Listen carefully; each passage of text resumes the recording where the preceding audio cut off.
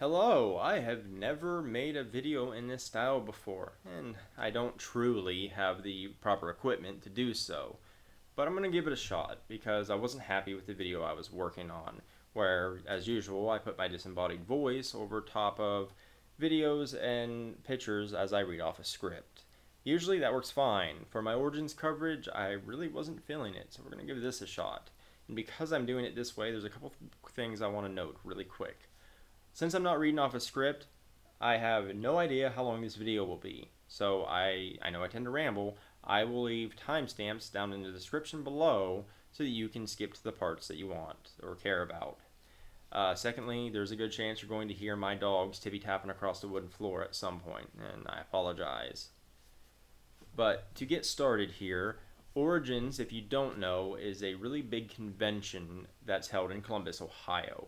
And it's usually in June. It was late September, early October this year, and next year it's going back to June. And it's a convention that primarily focuses on board games and tabletop RPGs. My partner and I got to attend Origins as press, thanks to being part of or owning Gideon's Gaming. And I have a lot to cover.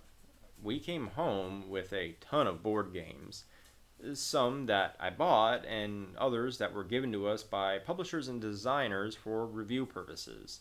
But I'm not talking about those just yet. I'm going to do an Origins haul video, and then after that I'm going to start putting out reviews of all the board games that we got from Origins and some that we didn't in the coming weeks and months alongside my usual video game reviews. But for now, I want to talk about Origins, the convention, my experience there, and all the games I saw and played and got to demo as I was there. So let's get started on that.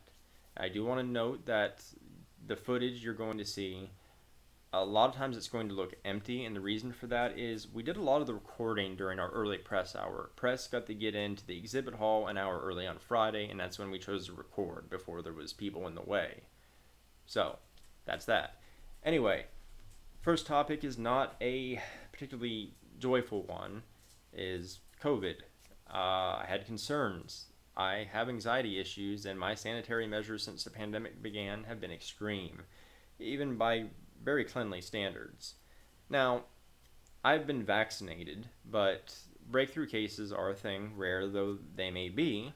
And the reality is, even if I happen to get it, or my partner happened to get it, we'd probably be fine, thanks to the vaccines.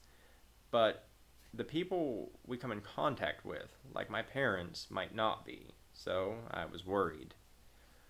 When we got there, that aspect of my anxiety pretty much faded. It's one thing to read that an event is going to enforce masks. It's another to see it, because I've heard a lot, and I've seen something different every time. But I don't know that it was because it was enforced, but every attendee, every exhibitor, every person playing games, every person demoing games wore masks with no fuss, and they wore them properly. And whether it was because of fear of getting kicked out, being cautious like me, or just respecting the measures, that made me feel a lot better, and it's going to make people like me feel a lot better. So I will applaud Origins for that, and I will applaud everybody that went there and wore the masks, even if you don't see eye to eye with me, just for doing it. I appreciate it, and I'm sure I'm not the only one. For the convention side, I do applaud Origins because the safest way to hold a convention would have been to require vaccination cards. But Origins did the second best way very well. They had mask enforcement. They had the rails of the escalators, because you need to hold on to a rail, you don't want to fall on an escalator. They sanitized those with UV, and they had hand sanitizer stations scattered all throughout the convention. You were never very far away from one at any given time. So they took it seriously. They did it very well, making sure that that everybody there is going to be safe, which is important. You have so much in common with everybody else in that building, more than you do anywhere else. You're all there because you like games. You don't want anything to happen to anybody. Next is circling back. I have anxiety issues, and I haven't talked about this, I don't think at all, publicly. But I've been dealing with a heavy life situation since June. It's been rough. And on top of that, driving makes me extremely nervous. All these factors kind of compounded and nearly broke me when I got to the convention. See, I'm going as press. I'm going to have to talk to people. I'm going to have to make connections. And there I was, walking to get my badge Friday morning in the convention hall, and I couldn't breathe. My chest was constricted. I couldn't catch my breath. A panic attack is not a great first impression. I was able to overcome it and have a great time due to 3 different things. The first is, and I'm highlighting this because of how it helped me. There was a video I watched from Quackalope a couple of days beforehand, and I know you know who he is, or you probably know who he is. And it was their Gen Con video. And in it, Shira also struggled with anxiety at Gen Con, almost the same way. And she too overcame it. And that really was an inspiration for me, a nice little pep in my step right before I went up there as press for the first time. I did see Shira and Jesse both there, but unfortunately I was busy at the time and I didn't get a chance to speak to them, and I do regret that. I would have loved to meet both of them. Anyway, that definitely helped. I kept thinking back to that video. Second, my partner was with me. We've been together a long time. She does all my graphic work and helps me edit things. And she knows me. We've been together long enough. If she sensed that I was overstimulated, she would take the lead in conversations until I could recombobulate myself. And that helped me a ton. I'd have been lost without her. I get overstimulated in crowds very easily. So speaking of that, back to the sanitary measures, one other thing, is the con was lively, but I never really had to be elbow to elbow with anybody. I never really had to let anybody in my bubble unless I wanted to, with the exception of if you were standing in line for early registration, if you were standing in line to get into the exhibit hall right when it was going to first open. And on that second part, that was really optional. You weren't going to really miss anything by doing that. You weren't going to be in long lines or not be able to get to booths. That never happened once. Now, I actually did stand in line early Saturday morning, but it was my own choice. And that was because Pandasaurus Games had 1 copy left of the loop, and I wanted it. And I got it. Anyway, back to what I was saying. Her taking the lead whenever I was overstimulated helped me push through it. Then third, and this is the most important thing because it's directly relevant to Origins as a whole. I've never been to an event so big in my life where everybody was as friendly, as welcoming, as warm as Origins was. And I didn't expect that at all. I've been to many events, not necessarily board game focused ones, but I've never had that kind of experience before. From the attendees, to the people playing games, to the people demoing games, to the exhibitors, to the people running the booths, to designers, to publishers, were all friendly. They were all polite. They were all welcoming. And that let me pull down my defenses and have a good time. Because, going to this place as press, talking to designers of a game you're demoing is nerve-wracking. Talking to lead marketing folks of these different board game publishers is nerve-wracking. Talking to, and I'm terrible with names, but I have all their contact cards and everything, but talking to, somebody that's in a very high up position of Chip Theory Games, Chip Theory Games, no, Too Many Bones, Cloudspire, stuff like that is nerve-wracking. And each one I met, each one I spoke to, I felt less and less like a stranger in a strange land. And I've never had an experience quite like that before, where everybody is just so warm. The whole convention really feels like a place that is full of people who like games and want to have a good time. And while that might sound obvious, that's not usually my experience at events like this. Yeah, you have people that are nice and having a good time, but you not to the same extent that I came across it at Origins. I went from being very apprehensive and nervous to talk to new people to being immediately comfortable doing it just because of how the previous person had received me. And that's incredible to me. And one thing about Chip Theory Games, I just got to point this out because I love it. This is the coolest contact card I have ever seen in my life. You know, mine were kind of pricey as it was, and they were just cardstock. And this is a freaking chip, and it's an actual solid, weighty chip, and it fits perfectly with the theme of Chip Theory Games and the way their games work. And this is just so cool. I had to show it off. But the whole convention, is just so inviting. And for that reason alone, before I even start talking about the games that I saw and that I demoed, I would recommend you attend just for that. Just to have that kind of a place you go in. Like I said earlier, you have something in common with everybody there as it is. Games, or liking games, an interest in games, connection to games. And to do that and just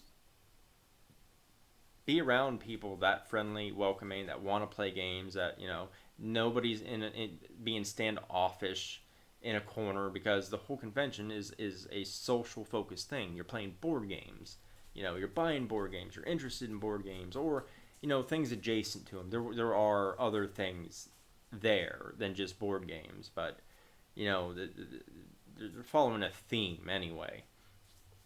And, finally, because of that, I went on to talk to a lot of people, to demo a lot of games, and I want to talk about and show off some of them now.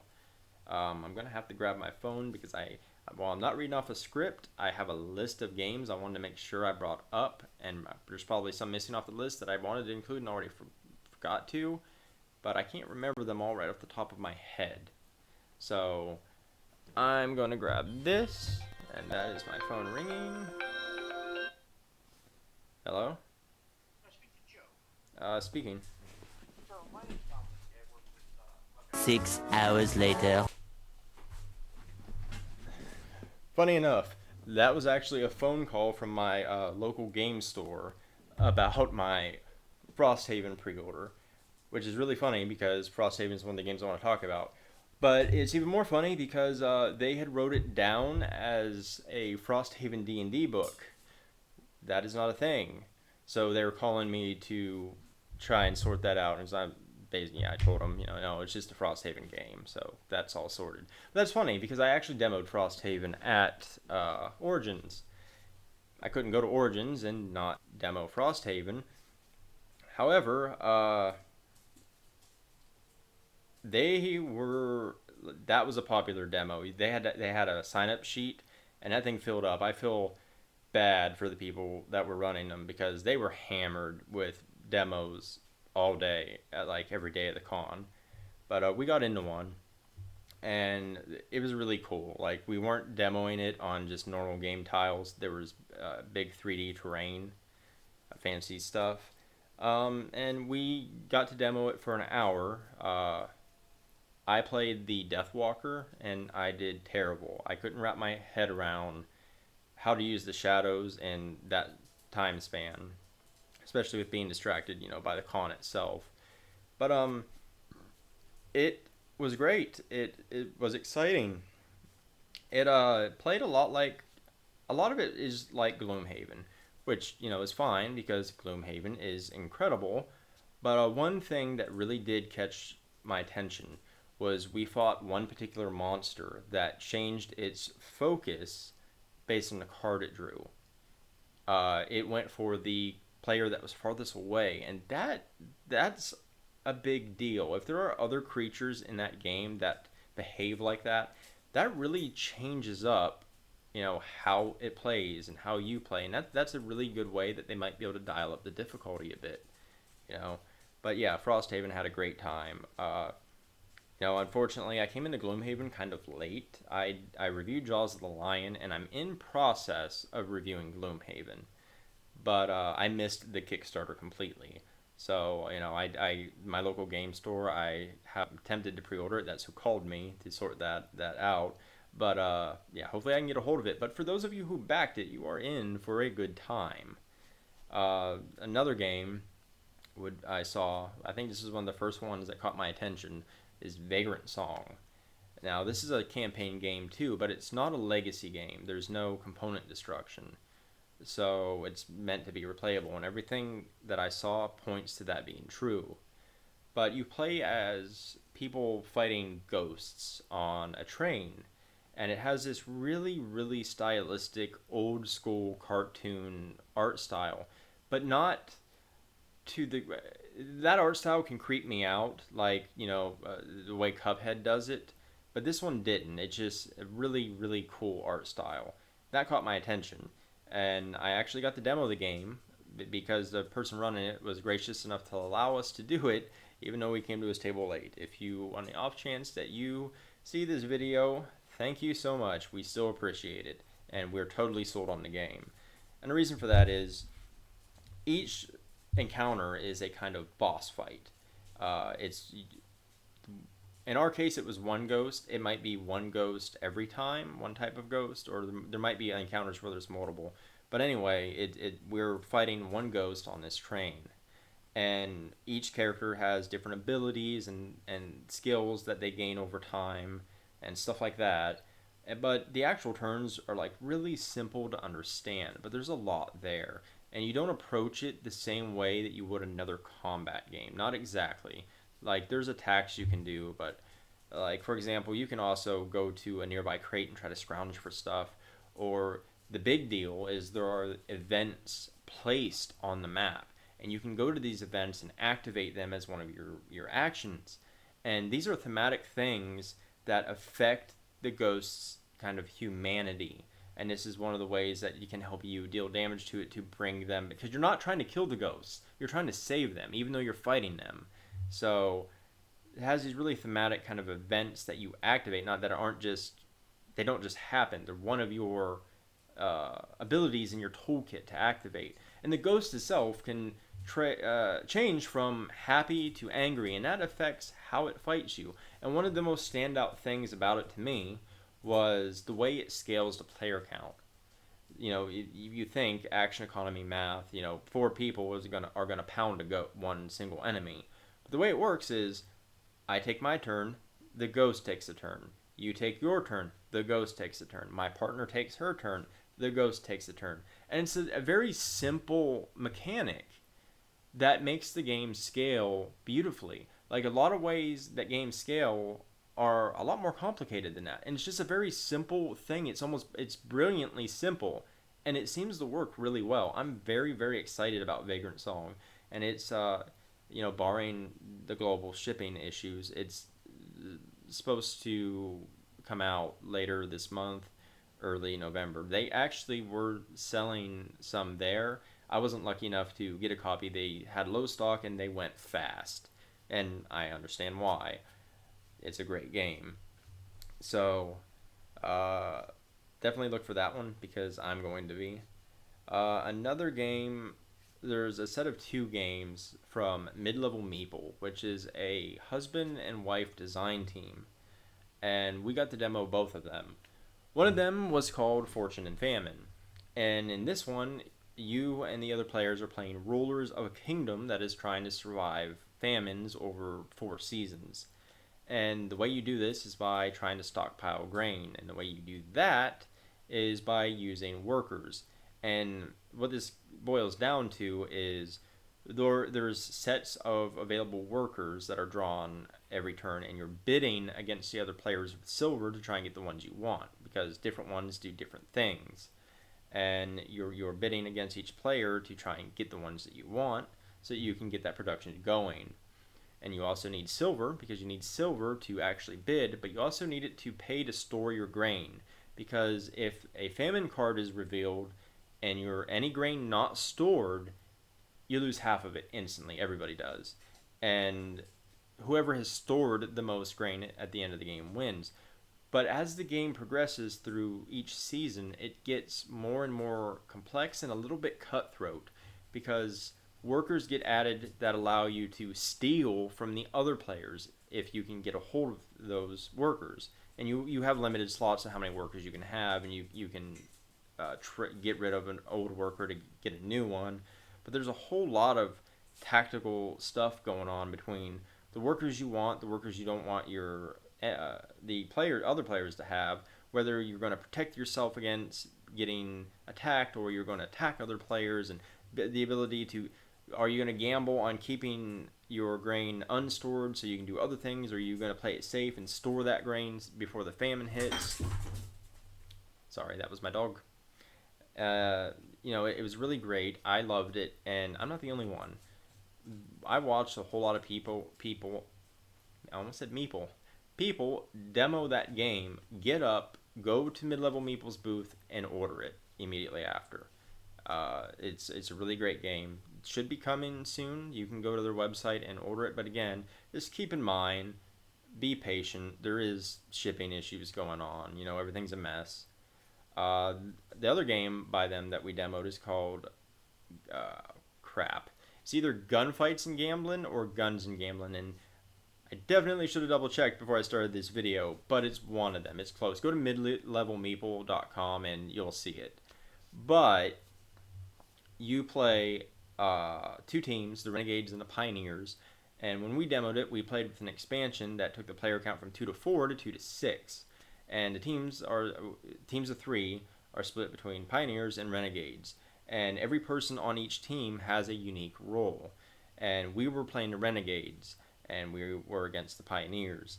And we had to try and burn down as many buildings as we could that the Pioneers were trying to defend. And the really cool thing about this is if we attacked an undefended building, we burned it instantly. If we attacked a building that was being defended by Pioneers, we got into a shootout. But we didn't know where they were defending. It was a secret mechanic. So they had to decide where they were defending, and then we kind of had to figure out what was going on. In my particular role, I was the scout. And one of my things was that I could use dice. There was somebody on the other side that was trying to prevent me from doing this, but I could use dice to try and reveal information. So I could point to one of the buildings, like the store, and ask, is there a Pioneer there? And they would have to tell me. And everybody has a role like that. Role like that. So my partner was the honcho of our side. We had a thief. The thief was stealing ammo and weapons for us.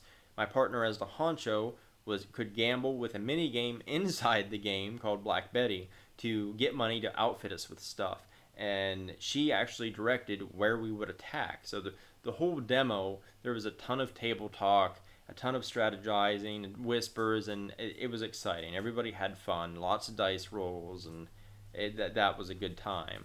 Another game, now I have to look at my list, and this is literally because we covered so much stuff. I can't, without having something in front of me, it doesn't matter how cool I think the game is, I'm not going to remember it while there's a camera in my face.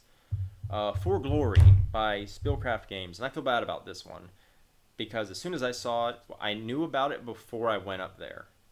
And as soon as I saw it, see it in person, I was like, oh my god, this is so cool.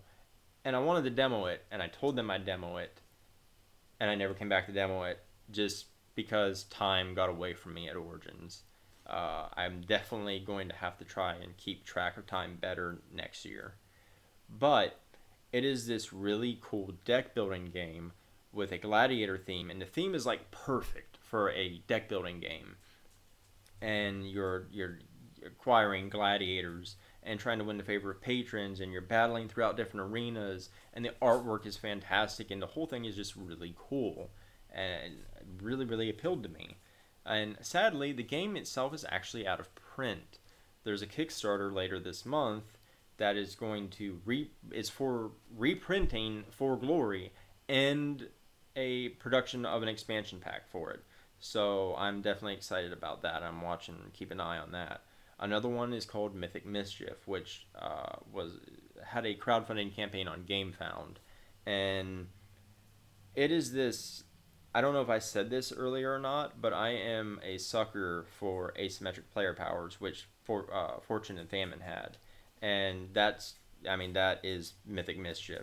You're playing different teams of mythics like trolls and witches, and they all play very differently in how they manipulate the board, how they move around, and you're trying to cause more mischief than the other teams while there's a bookkeeper moving around the board trying to catch the students. And that's another one I wanted to demo. I told them I'd demo it, and I just never got the time. I was all over the place up there, up at Origins. Uh, and I really regret that because it looks so cool, and I'm definitely keeping an eye on that one. Another one, Furnace by Arcane Wonders. I didn't get to demo this one. I don't think they had demos of it, but the international lead, the international marketing lead, gave us the rundown on it, and she told us a whole bunch about Furnace and how it worked. And from what I could tell, first of all, it looks like visually looks really good. Second, it's an engine builder, and it's a very cool engine builder that you have a lot of different choices and how things work and interact, and ways that you can change up the game, which is stuff that I really like. I like replayability. I like a variance in how a game plays, and it looks really, really cool. The next one is a game that I tend to lean on the heavier side for games, so I wouldn't have normally looked at this one, but it was so beautiful I stopped, and that's Kohaku by 25th Century Games. And it's a very simple game, but it looks like it has a lot of depth into actually winning it. And it's about building koi pawns and building the best koi pawn, and you do that through I believe it's tile drafting and tile placement. And there's a bunch of things that interact in how you do that influence your choices, because there are specific restrictions on how you place your koi in the pond. And it actually comes with a solo mode, which is another big thing for me, because I'm sure every exhibitor I talked to heard the same thing. How does it play at low player counts? Just because, not to go off on a tangent, or not a tangent, but another ramble, that is my main focus. Not games that only play like one or two, although those are great, but just games that can be played at more, but work well at two. Simply because I put a lot into my reviews. I don't just play a game a few times and then review it. I like being able to throw it on the table as much as I want, to play it with my partner, or if it has a single player option myself, really dig into the game, what makes it work, what doesn't, what I like, everything about it, to review it. And I have a group that plays board games once a week, and if I'm reviewing a game that requires more than just me and my partner, I have to take that game and hijack the table every one day a week, every week, for the sake of reviewing it. And that's not right. It's one thing for me to have to spend time doing it. It's my job, but not hijacking game night with other people. So I focus on those type of games because it's more reliable for me to put down as much as I feel like. And Kohaku has a single player mode, which is really cool. And it plays well too. Merchants of the Dark Road. I don't know a whole lot about how this one works mechanically. They were busy with people demoing it for other people when I stopped by. But what caught my eye was the player boards are these really nifty looking, they're cardboard, but they're in the shape of a merchant's cart, and they have all these little slots that you can slot different aspects of the game into. And another big thing with me is simple components that look really cool. Because when you get into deluxe components, and I know some people like them and that's fine, when you get into deluxe components, you start raising the price of the game. And I like the deluxe components as an option. But when it comes to a standard version of a game, I prefer simpler components because it drives down the price, which is not just for me, but it makes a game easier for people to get into. A game can have more fans if they can afford to play it. So I also like those simple things to look good. And this little player board is in the shape of a merchant's card, and it looks so cool with slotting things in and out. And that definitely that pulled me right out of the row. I went and looked at it. We talked to them a little bit, but I didn't get to learn a whole lot about the game. It's not out yet. It's coming soon, and I'm super interested in it. I want to dig in and learn more, just because of the small things like that. I mean, and I was watching them demo it a little bit, and it does look really fun to play too. I don't have specifics that I can speak up on right now, but it does look cool. It does look fun. The people playing the demo look to be having fun. But yeah, that it's just something like that. That little cart board is just so cool. It's, sometimes it's little things like that can get your attention. There was Mythalix, and circling back to the player count, this is why I didn't walk away with this one, because I wanted to. It is a game about playing Greek gods, battling other players who are also playing Greek gods by moving around a board and playing cards, and everything about that just screams awesome. Like that, I'm super sold on mythological themes and playing Greek gods and that kind of thing. And then you already have moving around on a board and playing cards, and it's like, yeah, that's awesome. I didn't think it would play too well at 2 people. I think it would play incredible at 3 and 4, which means I'm probably still going to get it at some point, but not in my giant pile of games that I need to review post Origins, because I don't think it's going to play great at 2 people. And I'm fine with, I've done it before, hacking autonomas into games that don't normally support that, which is fine, but for me, but not to review. But I do, if you play with that many people often, look into Mythalix. It looks super cool. I think that's it off the top of my head. I mean, there's obviously more, and I'm going to try to cover a few more things in other videos. And obviously the Origins haul. I didn't really include games that I got from there that I'm going to review, because those will be in the haul video, and those will be in my reviews. So, they don't need it. But you can go to this con if you can. If you can attend this con. The demos weren't a press thing. Anybody could do that. Anybody could go to these stands and get demos of these games, and that's really cool, because it's not very often that you can test stuff. You can see how something is without buying it. When it comes to board games, unless you know somebody that has already purchased that game. So, I mean, it's just super cool. It's a lot of fun. In addition, to all the exhibitors, there's a bunch of just cool sights to see. There was cosplayers. A bunch of the exhibits themselves had really fancy setups, like a goblin that's as big as you, or the Frosthaven had a statue of the Geminite, and it looked fantastic alongside their showcase of a bunch of little Frosthaven bits. There's a lot of open gaming areas where you can just go and play board games that you either brought, that somebody else brought, or that you bought there. If you just want to take some games and find people to play them with, you can do that, and you can do that easily. And there's also events that you can buy tickets for, and you can also get generics if you don't know what you're doing, and go to an event, and if they have an open spot, you can use a generic and play those. That's a lot of fun. There is a library, and I didn't partake in this particular part of it. I want to next year. But you pay a fee, you get access to the separate play area and a games library, where they have a bunch of games on a shelf, or I think they were lockers, that you can just grab and play in that area. And that is a great way to go and test games you might be interested in buying, or to just grab stuff and have fun, because that's also the point of the convention.